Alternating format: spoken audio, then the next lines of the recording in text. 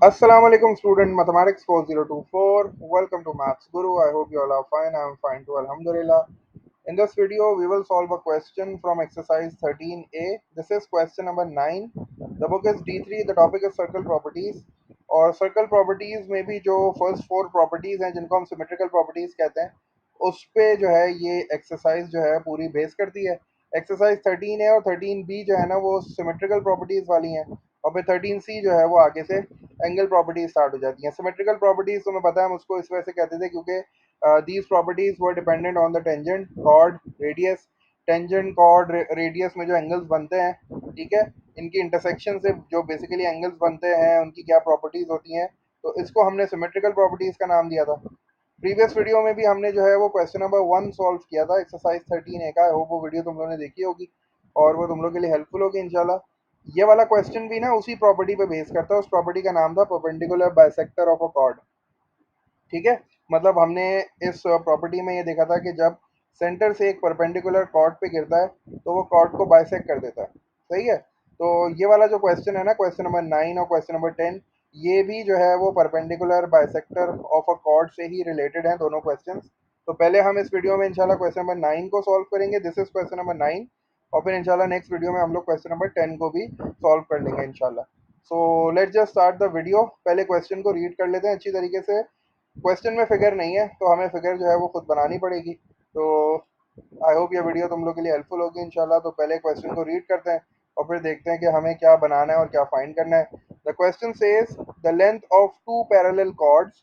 अच्छा, अब क्वेश्चन को रीड करते करते जो है ना वो अंडरलाइन भी करते रहेंगे. सबसे पहले उसने हमें जो है वो लेंथ दी हुई है. हमारे पास कॉर्ड्स कितनी है? हमारे पास दो कॉर्ड्स हैं. ठीक है, एक कॉर्ड वाला क्वेश्चन नहीं है, टू कॉर्ड्स वाला क्वेश्चन है.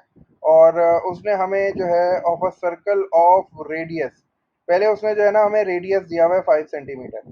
ठीक है. अब यहाँ तीन नंबर्स जो है वो लाइन से लिखे हुए हैं ना, तो इसलिए तुम्हें थोड़ा सा क्वेश्चन को केयरफुली रीड करना है. The length of two parallel chords of a circle of radius 5 centimetre, मतलब रेडियस उसका 5 सेंटीमीटर है और ये जो लेंथ है ना ये है 6 सेंटीमीटर और 8 सेंटीमीटर रिस्पेक्टिवली. सही है. तो ये जो दो कॉर्ड्स की आपसे बात कर रहा है ना, दोनों कॉर्ड्स में से पहली वाली की लेंथ जो है वो 6 सेंटीमीटर है, अगली वाली की 8 सेंटीमीटर है. ठीक है. हमसे कह रहा है find the distance between the chords. हमें कॉर्ड्स के दरमियान जो डिस्टेंस है वो हमें फाइंड आउट करना है. अब इस क्वेश्चन में उसने कहीं भी नहीं लिखा हुआ कि भाई जो दो कॉर्ड्स हैं सर्कल के अंदर वो सेम साइड पे हैं या डिफरेंट साइड पे हैं. ये चीज़ उसने यहाँ मेंशन नहीं की हुई.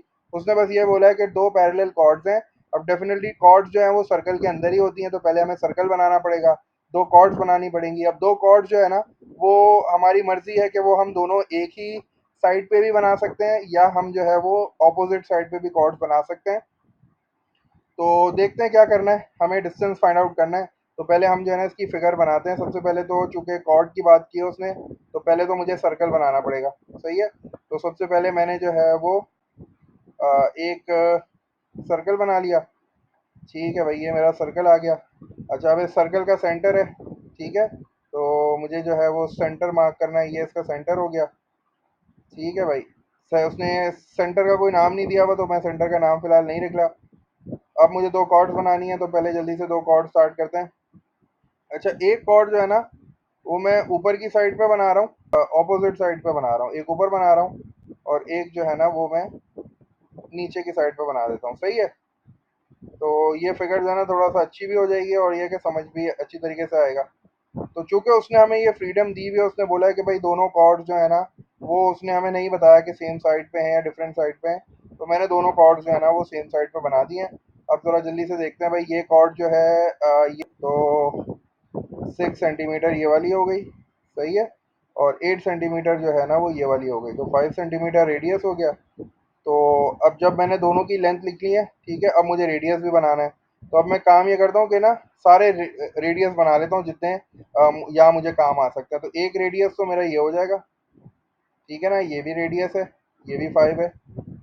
सही है. और फिर मैं काम करता हूँ, ये वाला रेडियस भी बना लेता हूँ. ये भी रेडियस हो गया. ये भी एग्जैक्टली 5 होगा. ठीक है. फिर मैं काम करता हूँ, ये भी रेडियस बना लेता हूँ.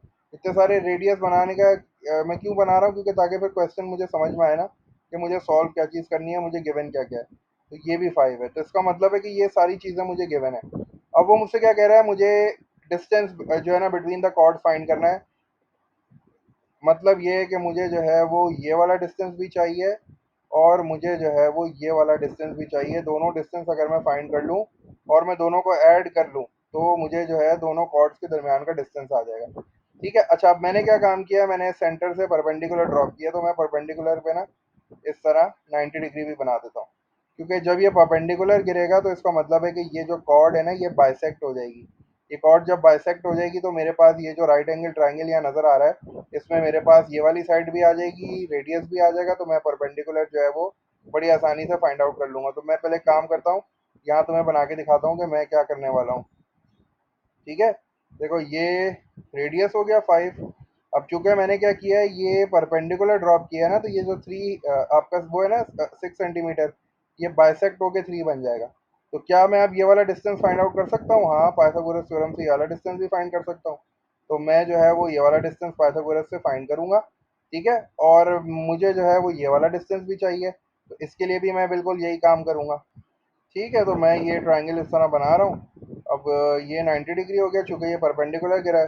अब मुझे ये वाला डिस्टेंस चाहिए, ये जो है वो 5 हो गया है, और अब ये जो है 8 है, तो अब ये इसका आधा हो जाएगा 4। तो बस अब मुझे क्या करना है, मुझे दोनों परपेंडिकुलर्स निकालने हैं और दोनों को ऐड कर देना है, तो मुझे जो है दोनों कॉर्ड्स के दरमियान का डिस्टेंस जो है वो मिल जाएगा। तो जल्दी से 2 बार पाइथागोरस थ्योरम लगाना है। तो इसको जो है मैं x1 का नाम दे देता हूँ, ठीक है ना, और इसको जो है मैं x2 का नाम दे देता हूँ।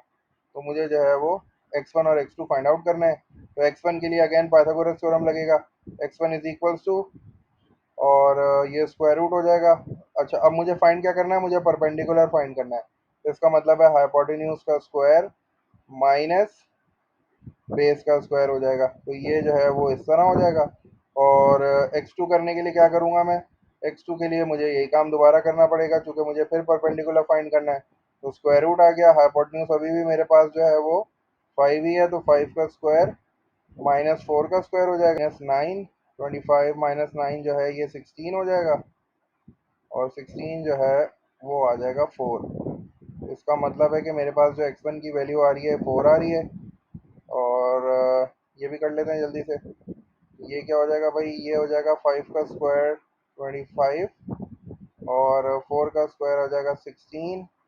16 और ये 9 हो जाएगा, तो 9 का मतलब ये आ जाएगा 3। ठीक है भाई, ये स्क्वायर रूट ऑफ 9 आ गया, ये 3 आ गया। अब चूंकि मुझे डिस्टेंस चाहिए, डिस्टेंस बिटवीन द कॉर्ड्स चाहिए, तो डिस्टेंस बिटवीन द कॉर्ड्स के लिए मैं क्या करूँगा, x1 और x2 का ऐड कर दूंगा। डिस्टेंस बिटवीन द कॉर्ड्स मेरे पास आ गया x1 प्लस x2, और 4 प्लस 3 कितना हो गया भाई, 4 प्लस 3 हो गया 7। तो इसका मतलब है कि दोनों कॉर्ड्स के दरमियान जो डिस्टेंस आ रहा है दैट इज इक्वल्स टू 7।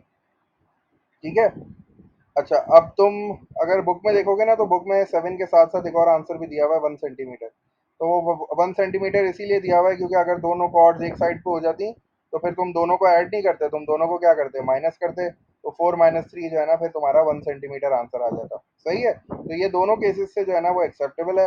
मैंने इस तरह किया ताकि फिगर थोड़ी सी अच्छी हो जाए, समझ में आ जाए। दोनों कॉर्ड्स को मैंने डिफरेंट साइड पे रखा है, तो इसमें हुआ ये कि हमने पहले ये वाला डिस्टेंस निकाला, फिर ये वाला निकाला, दोनों को ऐड कर दिया। अगर ये दोनों सेम साइड पे होती तब भी हम यही काम करते, दोनों डिस्टेंस निकालते, लेकिन फिर दोनों डिस्टेंस को ऐड नहीं करते, उनको फिर हम सब्ट्रैक्ट कर देते। तो 4 में से जब 3 को सब्ट्रैक्ट करते तो हमारे पास 1 आ जाता। तो 1 सेंटीमीटर भी जो है ना वो इसका आंसर हो सकता है। अब तुम लोग एक काम ये करोगे कि अब तुम लोग इस क्वेश्चन को ट्राई करोगे और तुम लोग जो है ना वो दोनों कॉर्ड्स को सेम साइड पे रखोगे। मैंने तो जो है वो डिफरेंट साइड पे रखा है ना, एक ऊपर रख लिया एक नीचे रख लिया। अब तुम लोग क्या करोगे, दूसरी कॉर्ड भी यहाँ ड्रॉ कर लोगे। जैसे ये एक कॉर्ड है ना, तो दूसरी कॉर्ड जो है वो बिल्कुल इसके नीचे ड्रॉ करोगे। उसके बाद जो है ना वो तुम दोनों कॉर्ड्स के दरमियान डिस्टेंस जो है वो फाइंड आउट करोगे। तो बिल्कुल इसी तरह करना, ठीक है, दोनों डिस्टेंसेस निकाल लेना परपेंडिकुलर के, और दोनों को माइनस कर देना, तो तुम्हारा आंसर आ जाएगा। ठीक है, चलो इंशाल्लाह नेक्स्ट वीडियो में ये वाला क्वेश्चन भी सॉल्व कर लेंगे। ये थोड़ा सा जो है ना वो इससे डिफरेंट है, इसमें जो है ना वेरिएबल इंट्रोड्यूस होगा, तो फिर इक्वेशन बना के हमें सॉल्व करना है। तो आई होप ये वीडियो तुम लोगों के लिए हेल्पफुल होगी इंशाल्लाह। कुछ नहीं करना था, 2 बार पाइथागोरस थ्योरम लगाना था। दोनों बार हमने पाइथागोरस थ्योरम लगाया, दोनों डिस्टेंसेस को ऐड कर दिया, क्योंकि हमें कॉर्ड्स के दरमियान का डिस्टेंस चाहिए था।